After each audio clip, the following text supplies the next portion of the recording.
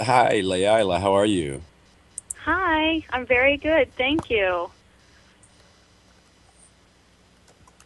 Oh, wonderful, wonderful. Well, let's go ahead and get started. This is a very provocative topic, gifted children. Can you, first of all, I think the biggest issue that we would like to start with is what is a gifted child? I mean, how would we define that? Is it like an indigo, one of the indigo children?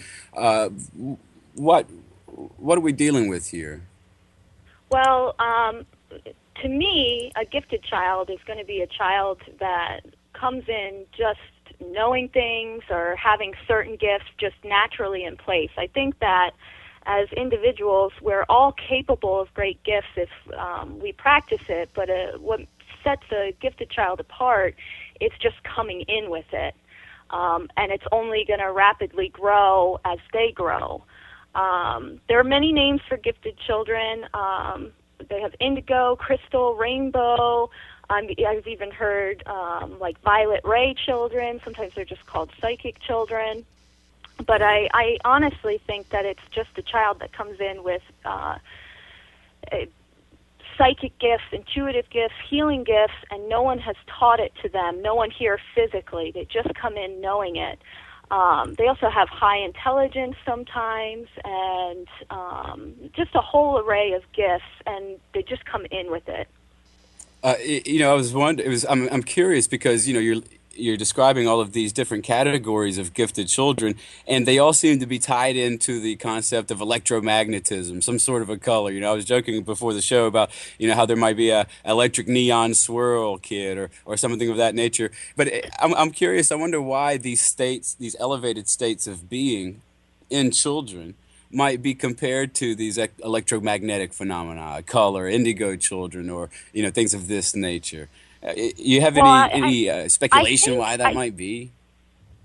I think that some of it is actually like the I know the few what you would consider rainbow children. Right. I think we actually bleed into all the little subcategories, but a rainbow child really does connect with color and can use color to heal others, use color to communicate. So I think it actually probably, whether we realize it or not, as a society, we intuitively know that yes, absolutely, they are connecting to colors, they're connecting to energy lines, electromagnet, and we probably pick those names intuitively knowing that. Well, running with this metaphor or this comparison with light and electromagnetism, if light doesn't have any boundaries, it'll spread out and fill up the space that it's in.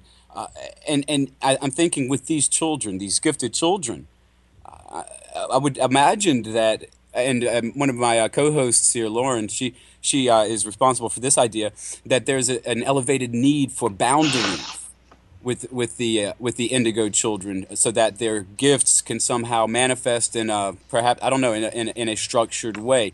What do you think about that concept? Well, I think that's an amazing comparison with light because I think that's an important thing to bring up. I think ultimately what these children are doing is um, moving us from an energy of fear and moving us into love and light, what we consider truth, what we consider the divine. So I think that's a beautiful comparison because I think that's exactly what they're doing. Um, in terms of boundaries, are you talking about, actual structured family life to help them grow with their abilities? Is that what you're asking? That's part about what I'm asking. I suppose boundaries is a rather generic term, and I would imagine it could probably manifest as parents setting rules. Also, the child going out and meeting resistance and restriction and rejection in life, those sorts of boundaries. I can't cross this line or else there will be sorts, consequences and things of that nature.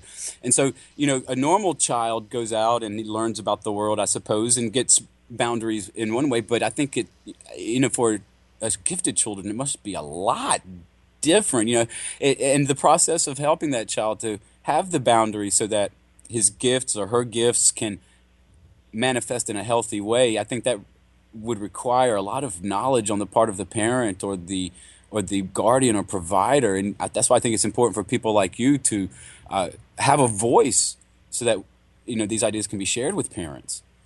Yeah, well, I think the most beautiful thing about these children and every generation that comes in, there are no blockages or boundaries for them. They literally come in with these gifts, and there is no stopping them. You can tell them it's wrong. You can tell them it's evil. You can tell them it's unholy. You can tell them whatever you want, and the majority of them will say, "Oh, okay," and they'll just go find another avenue. Believe it or not, when I work with families, more times than not, it's not the children that have a hard time with the boundaries or blockages. It's the parents. Because the parents are worried about their children, they're worried about how they'll be viewed in society, and rightly so, but the child most times does not even see that, and especially the younger generations. They just know. They just come in, they know how they're supposed to be, what they need to get done, and you're either with them or you're against them. So it's actually very beautiful, but in terms of parents, I'm sure it's very nerve-wracking. I know it was very nerve-wracking for my mom, but I think that when I go out to offer support for families, it's good for the child to have someone validate and listen to them, but really what I'm offering is support to the parents. And the biggest challenge for the parents is they have to start opening up their gifts, because there's no way you can raise a child that comes in with all these abilities not knowing yourself and your own abilities, which you obviously have if you were able to carry a child with this type of energy. And that's one of the more difficult things, and a lot of times what it really becomes about is supporting the parents and letting them know that they have a community. They have someone there that when they have no idea what their child's talking about, at least they have someone to contact that can tell the child, you're okay, this is normal. And as we progress, then they actually start opening up their own abilities. And they start remembering, hey, when I was a child, I actually had a very similar experience, but I thought it was nothing. And it becomes a journey of the whole family. And when you think about how we're going to change society, how we're going to change politics, and things that just aren't agreeing with where we want to go as light workers and as healers, we need to start in the family units. And that's exactly what these children are doing, because that's going to make the biggest impact on our community, is when a family unit, a whole family unit approaches the community and says, we need a change here. And then eventually that family unit becomes a community, and then that community has a voice, and it just keeps rippling out further and further. I can imagine it must be extremely frustrating to have a child and to not be able to understand that child. I can imagine this must be a very frustrating sort of thing. Let's say that I come to you and I need relief on this. I have a child. I do not understand this strange little one, this strange product of my loins. Where to even begin? What would be some of the first steps that you would advise to someone if they want to get a handle on their special gifted indigo child, or whatever kind of child, rainbow indigo, that they might have? Well, it depends on the age. If the child is at an age where they don't have full vocabulary, and honestly, a lot of these children, and even myself, the multi-dimensional reality they're living in, there isn't a vocabulary to describe it. But if the child is young where they don't have the vocabulary to describe it, I would right away suggest expressive therapy. And expressive therapy is being able to express that which does not have words, using art, using movement, using sound.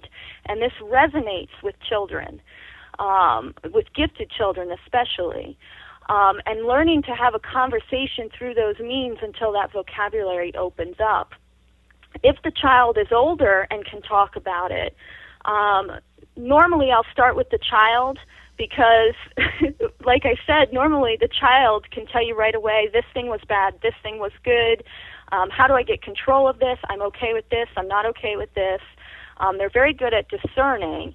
So I will speak to the child, kind of get an overview of what's going on, and then kind of make a family forum. And if I'm able, I will try to bring in, other people from the community. A lot of times I like to work with my mother, because the great thing about working with my mother is she can give the view of what it's like to raise a gifted child.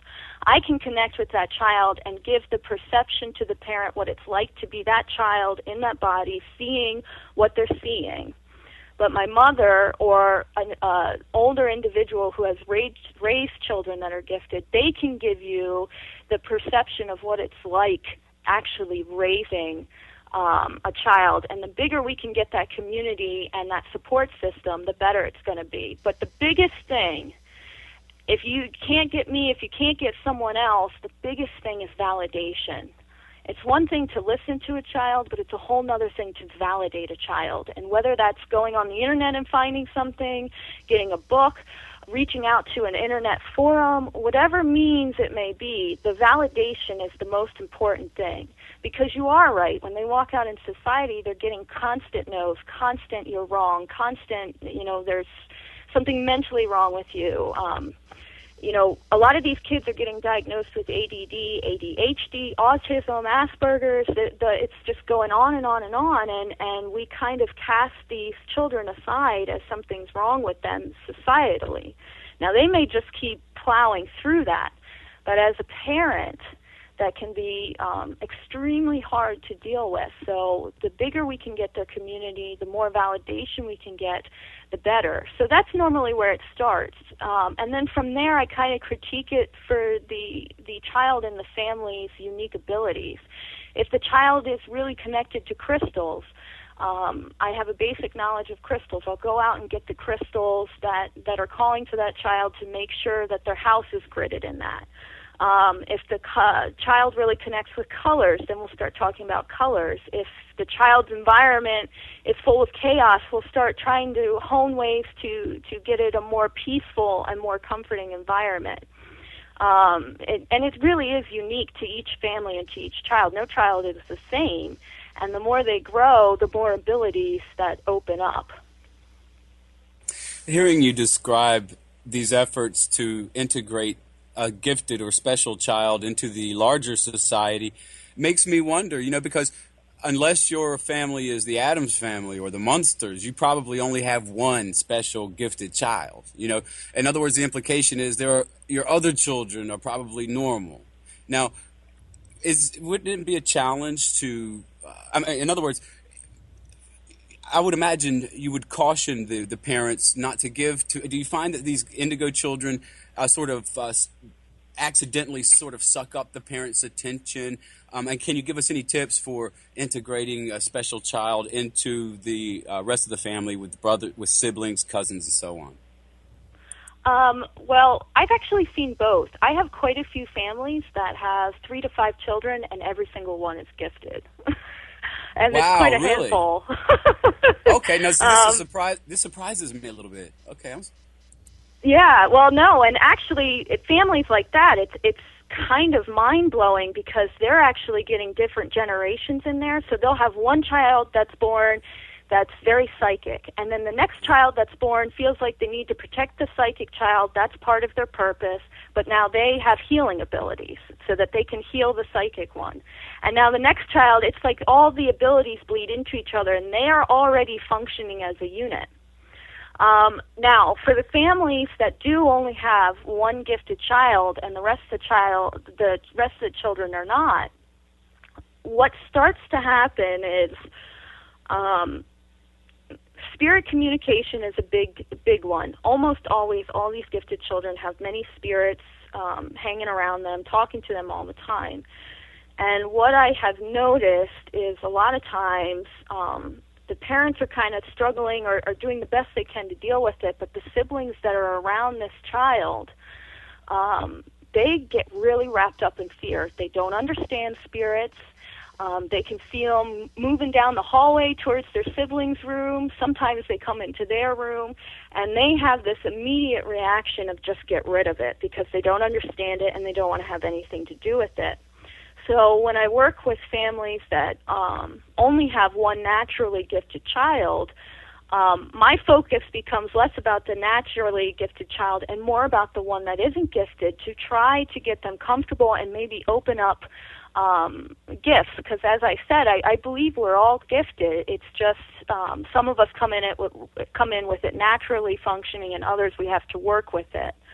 And the thing is, with a gifted child, you could go in and clear a house for them, and get rid of all the spirits, and in 2 days they're going to be back, because they're there to speak to that child, and that's part of that child's purpose.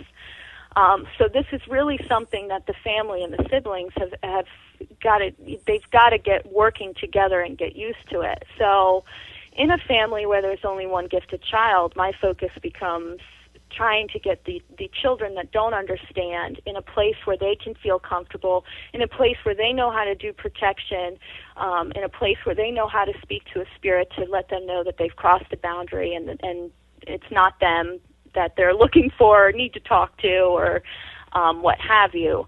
And sometimes that's an easy transition, and the naturally gifted sibling is right there doing all they can to try to make it an easy transition, and sometimes it's very complicated, and it's, especially with older children, it's hard to remove ingrained fear, especially older children. All these children, but older children especially, can tell when their parents are not particularly comfortable with something or struggling to understand something, and to them sometimes it gets translated as a fearful attitude.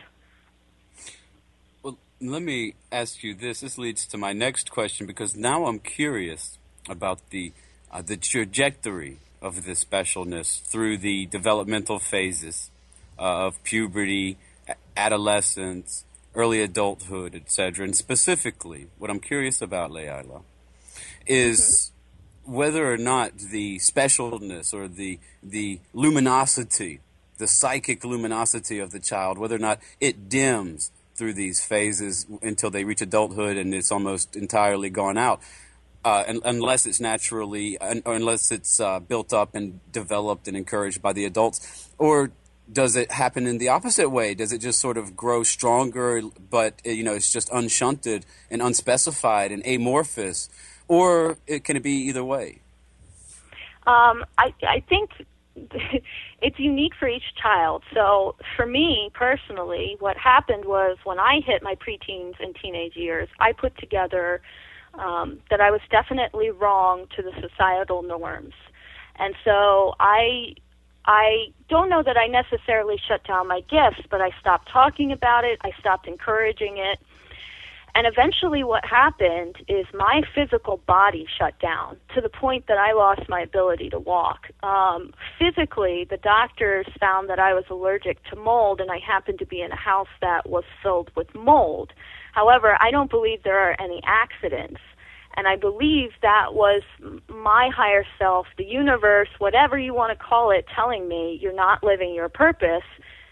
If you're not living your purpose, what's the point of you being here? And I have had children where their bodies react the same way. The minute that they try to not be who they are, they have adverse reactions to it. But it's really, honestly, it's unique to each child. I will tell you from my point of view, and I don't know that anyone else has this perception, at around 10 to 12 years old, the child starts astral traveling without their parents.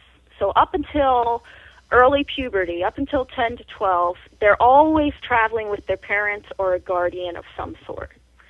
At 10 or 12, for whatever reason, that stops, and they start astral traveling on their own. And that just happens to coincide with puberty. And it's very jarring and very difficult, because now not only is their body going through the natural transitions, now their spiritual self is learning discernment between dark and light, shadow pieces, learning how to astral travel. And there are some children who just completely shut down. They don't have the support system. They don't have anyone to talk to. And they, as you said, they get dim. And they do eventually shut down. And I think that eventually what would happen is either they're going to be miserable for the rest of their lives because that piece of them is not being explored and lived, or their body's going to shut down on them. And for the newer generations, the ones that are highly gifted, I think their body shutting down on them is the more likely. Now, that's not to encourage fear or cause a parent to freak out or anything. It may be a lesson the child needs to learn. I mean, that's what astral traveling out on their own is all about, learning how to discern, learning how to function in a society that may not always view you as a positive thing. Oh wow! You know what? You actually in this. Okay, let me pull myself together here. It seems as if you're connecting the newer generation with a heightened. And we got about 5 minutes before we're going to take a commercial break here, Leila. But I was wondering if in this 5 minutes, it seems as if I noticed you connecting the newer generation of children with a heightened luminosity, a heightened psychic ability. It's almost as if, am I correct in interpreting it this way? The newer generation is even more psychic than other generations of gifted children? Naturally they are. So like my generation, as long as we keep working on things, we're going to grow right with them and match them to help them along and clear the pathway. But the newer generations that are being born now or a couple of years ago, they're just naturally coming in brighter and more knowledgeable. And it's just going to keep happening that way. It's just going to keep getting higher and higher and higher. And that's why it's so important that my generation keep the pathway, and the generations before me keep that pathway open for them. That's amazing. I mean, but it makes total sense because the generations advance in every other way. So why wouldn't they advance in their area of psychism and spirituality? It makes perfect sense, Leila. I also wanted to ask you before we go on to commercial break, and we can resume this once we get back too.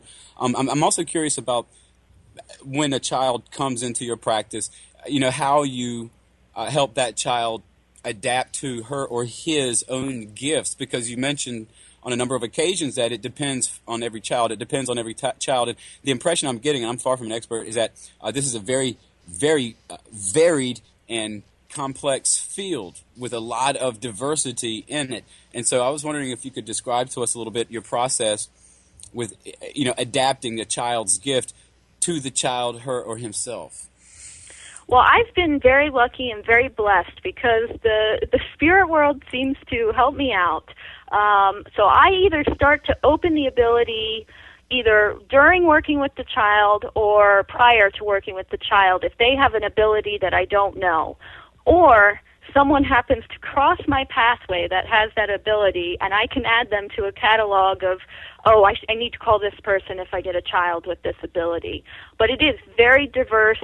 It is very complex. And the thing about it is you can have a child that starts out with just talking to spirit, and within 3 years, they're starting to have deep empathy. They know how to heal. They're starting to pick up telepathy. I've actually seen children move things with their mind. So it just keeps growing and growing and growing.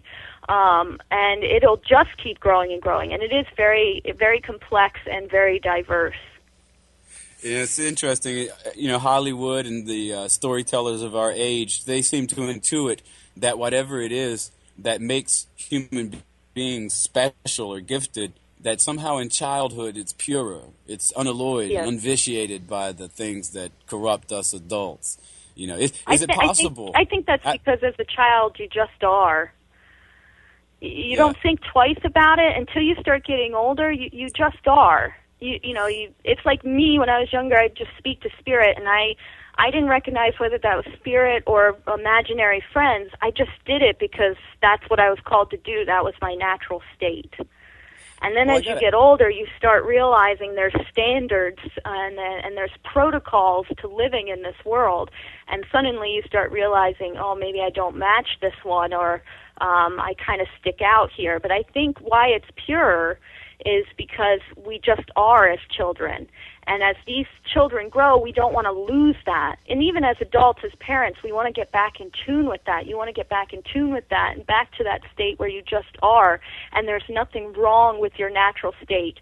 That's how God made you. That's how the universe made you. You anticipated my next question as always. You are indeed quite intuitive.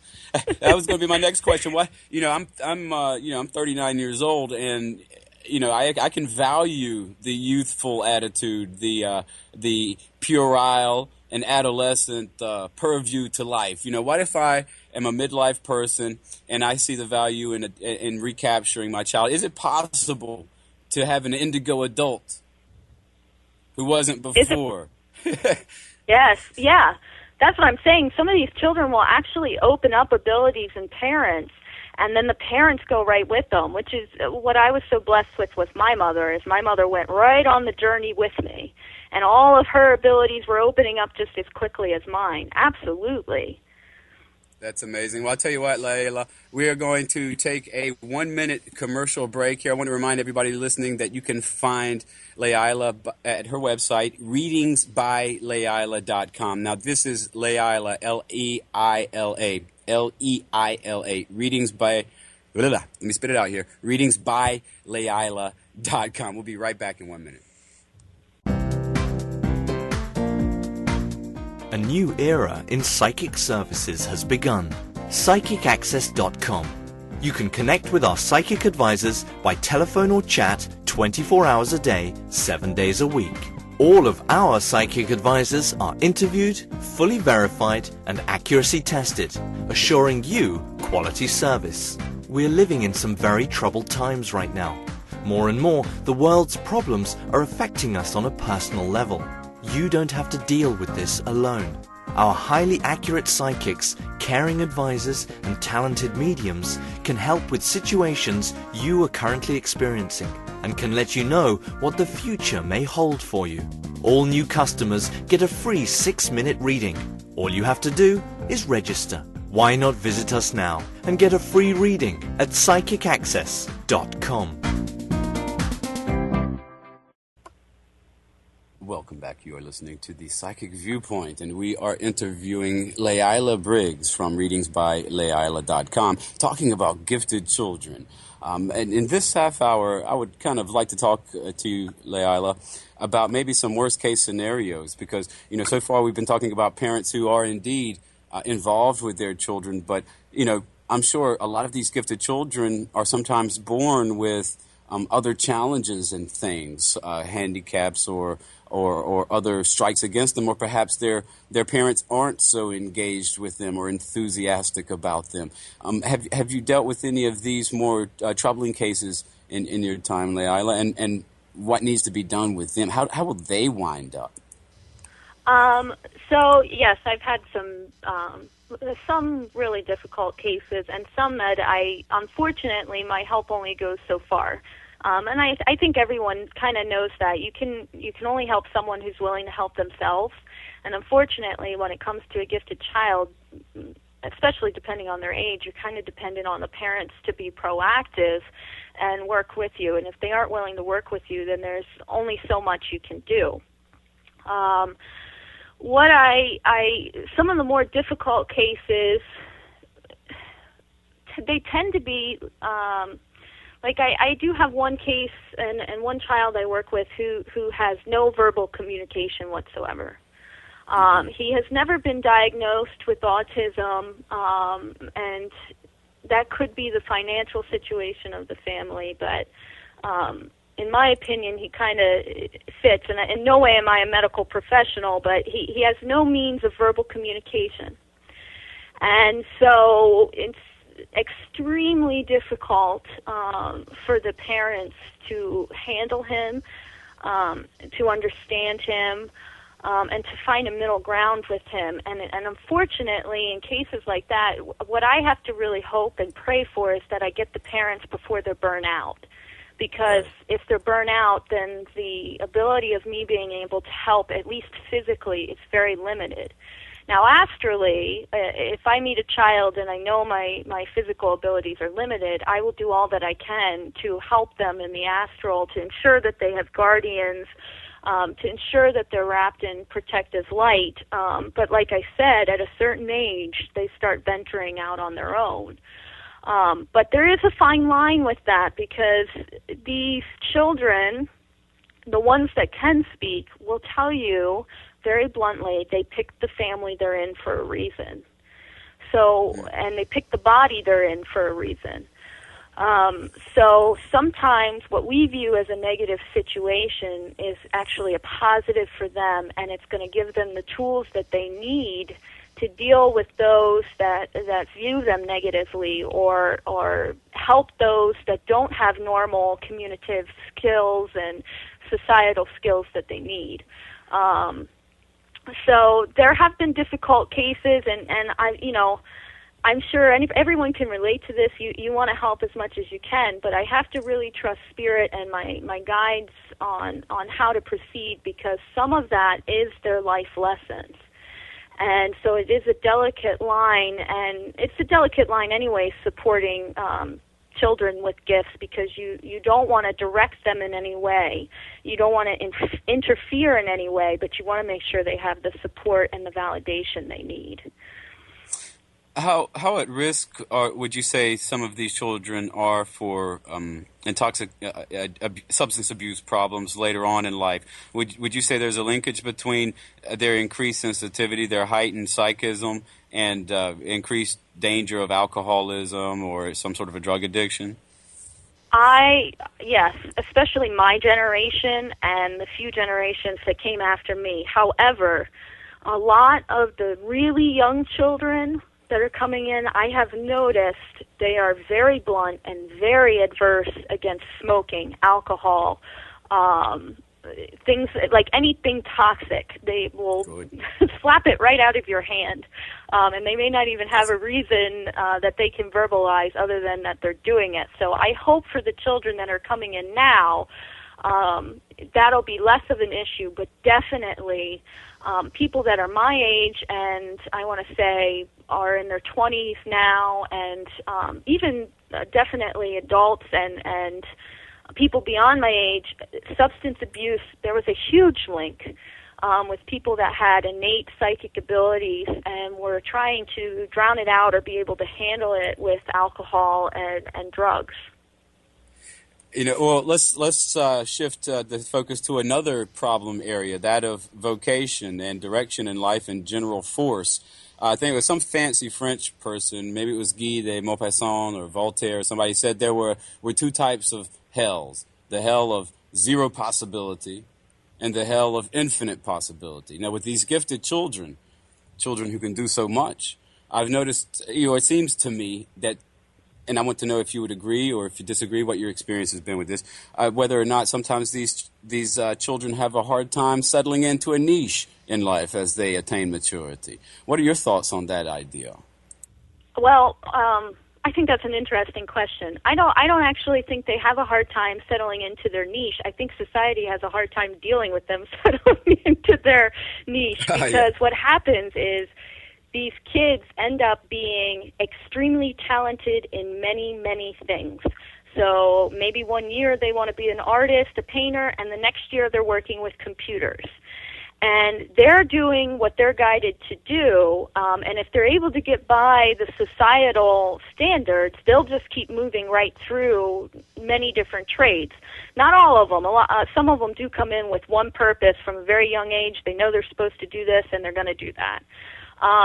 But a lot of times what starts to happen is when they're hitting their teenage years, they get overwhelmed because they do have so many gifts and abilities physically that are opening up to them with their psychic abilities. And they could easily succeed at all of them, and trying to find one is very hard. In my opinion, you should never try to find one if you have multiple gifts. You should try to find a place where you can use all of them. And unfortunately, in society right now, that's a little difficult. But I do believe that won't be so much of an issue as more and more gifted children start expanding and becoming aware, especially with the children that are being exceptionally stubborn.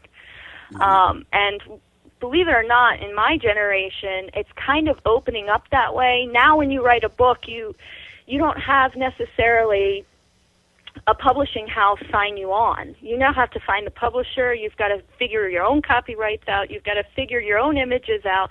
And eventually, by the end of that growth spurt or that process, you have learned multiple things. That's exactly what these gifted children need. They need giant projects where they can use all of those abilities. So society is actually slowly going that way with social media and different things. We, as society, we see that as not necessarily positive things, but for a gifted child, that's ideal.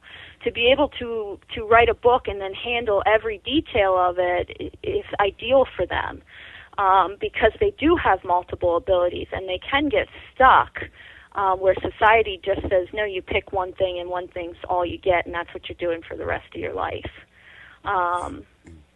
So that's how I feel about that. I don't think that it's necessarily they can't find their niche. It's kind of society not allowing them to find their niche. It makes perfect sense, and of course, the niches are evolving as this crazy world we live in evolves. Now, right. As we turn into the final stretches of our time together, before we get to the end of our show, I would like to, give you a chance to explain to everybody exactly what it is that you do, how to find you, and all that good stuff. But I would like to get through one more topic. I think it's an important one. How do we discipline these children? I mean, I would imagine that since they are different, they might require different types of discipline. What's the right way? What's the wrong way? And again, I understand it probably varies with each child, but can you guide us? If I can't get to you, until next month, can you give me some short-term advice on maybe the rudiments, the basics on disciplining my gifted child when I need to? So I would say you need to discipline them as you would discipline any other child. The only difference is when they ask you why they're being sent to the room, you give them an answer because they will take you literally. Likewise, if they say to you, I need to sleep outside tonight, and don't reply and go, no, absolutely not. Say, well, tell me why. Why do you need that?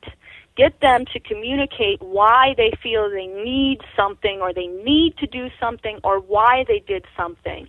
If you can open up that conversation piece, I have found with a lot of families that just conversate, literally talk about everything. Why did you make this choice? Why do you feel that way? Why do you think about this? Less discipline happens because the children are pretty good at figuring out what's right and wrong and healthy and unhealthy for them. And what happens is the parent starts to understand the choices that they're making. And then when a child says, I need to do this, they know to say, okay, tell me why. I'm not saying that I'm going to give in, but tell me why, and then we can be proactive with it. And I think that's the biggest key.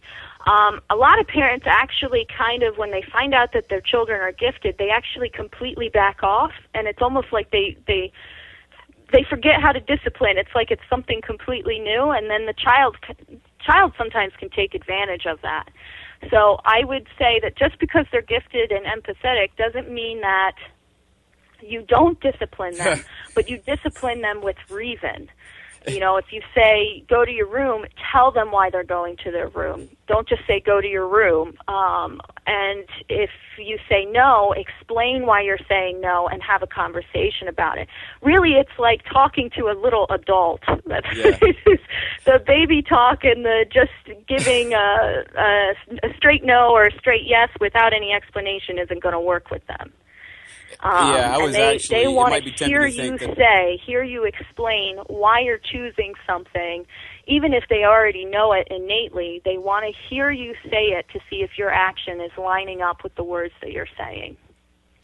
Yeah, I'm actually kind of concerned here for the poor parents in the situation. How do you discipline a child who perhaps can, read your mind and instinctively grope at that for that part of it in your psyche that will permit him to get out of this punishment? You know what I'm saying? How is it? So it might be tempting to think I'm concerned about the child in this case, but my heart kind of goes out to the poor parents here. Right. Well, it's definitely not easy as a parent. Like I said, I give credit to my mother, but most times if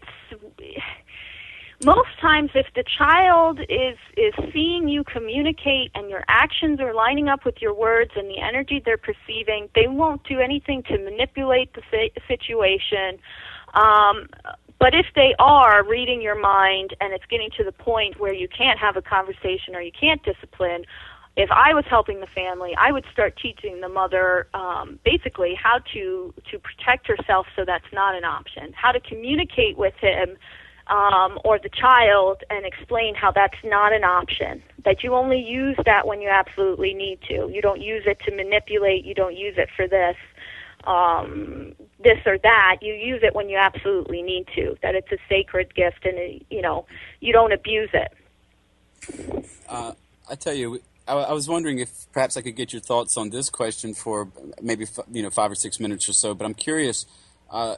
We talked already about sort of, I guess, the generational fitness, for lack of a better term. What might be the purpose for the indigo children? What's their in terms of the overall human race, what's their responsibility? And I know that this might just be a matter of opinion or what have you. What do you think their job is? A, and I have a two-pronged question here. B, are there any bad ones? Are there any little gifted villains? So, for your A, I think that ultimately, bigger picture, what we're looking at is a huge, gigantic, universal shift of moving from what light workers or healers may call moving from the illusion into the reality. We're moving from that illusion of the 3D world and only the 3D world and moving into the reality of many incarnations, many dimensions, many timelines. I myself, one of the gifts that I was given is to be able to sit in front of someone and not only see them here and now, but see them 400 different timelines and dimensions and functioning, and to a multidimensional child, all time is functioning at once.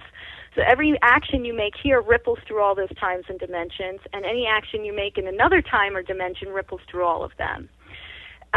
So ultimately, I think what they're doing, bigger scheme, is moving us through that multidimensional awareness into a new energy, hopefully leading to love and hope and light and peace. I think on the smaller scale, what you're going to start seeing to happen, and actually we're already seeing it happen, is huge societal changes, governmental shifts, how society is viewed, how you function, how you view other people, how you view the sick, how you view the homeless, and we're actually already kind of seeing that. Unfortunately, with social media, we're seeing a lot of the negative of that, but if you're able to step back, you can see that something's already shifting and moving. People are starting to get more aware of truth, more aware of things that just aren't working for us. And I think the children and my generation and all, we're clearing the pathway so that we can get to a society of peace or heaven on earth. I don't think it's going to happen tomorrow. It's going to be a process. It's going to take a lot of educating and getting people used to all those abilities. But based on what I know with the Akashic Records, humanity kind of goes through these cycles, and it's this ever spinning cycle that gets higher and higher and higher, and so we're on that cycle, and we're starting that new age, and we're opening back up to the psychic and intuitive abilities, and really knowing and understanding unconditional love and all the dynamics of unconditional love, and starting to realize that there are things in our society every day that are not working and functioning with that, and that they will need to be eliminated or put standards on to be able to rise up. I guess right. Standards isn't necessarily the word I'm looking for, but now in terms of villains, my opinion is when you start dealing with truth and you start dealing with multi-dimensionality, there is no wrong. Mm-hmm. There just is. And I always remember what my great-grandmother used to tell my mother, and my mother shared with me and my sister, is there would be no Jesus without Judas. Mm. So as a society, our beliefs are based on morals and standards, but when you are existing in truth and multi-dimensionality, that doesn't exist. Bad doesn't exist. Right. There's so unhealthy choices. The there's definitely choices that shift thousands and thousands of people, but ultimately, even the darkest stuff I've run into, all of them are seeking ascension of some sort. It might not be the end point, the same end point for everything, but ultimately everything is seeking some type of ascension. It's just they don't necessarily know how to go about it. So in my opinion, there isn't a wrong child or a villain, and there isn't a wrong or villain adult. There's just an adult making perhaps unhealthy choices, and they just need a little redirection or a little help or a little support. And sometimes they don't even need that. Sometimes you need someone to be making those decisions so you can understand the difference between light and dark. Right. Know what you're striving for. Some of these children at a very young age are dealing with very dark things, but ultimately it's because they need to deal with them to understand the light and truly appreciate it. They need to understand lies to then understand truth, to help humanity get through that. So even the most manipulative child, I've never run across a person or a child that I think is evil or their heart is just solid against damning humanity. I think that sometimes they just either get a little lost or they truly are following their calling and they're teaching people and teaching themselves polarity and duality.